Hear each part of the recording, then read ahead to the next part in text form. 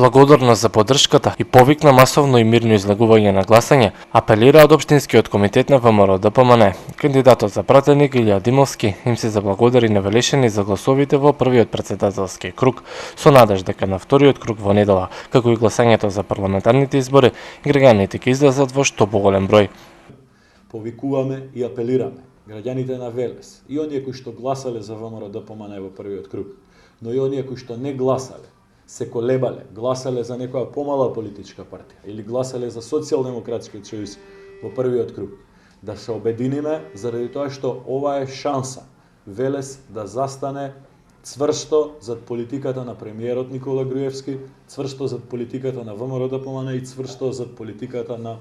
претседателот Ѓорги Иванов. На тој начин Велес и ние како велешани ќе пратиме убедлива порака до следната влада, до следниот премиер, до следните министри, дека овој град стои зад нив и овој град заслужува и понатаму и уште повеќе владата да го помага развојот на нашиот град. Вториот апел од наша страна е да не дозволиме никакви сценарии, никакви провокации,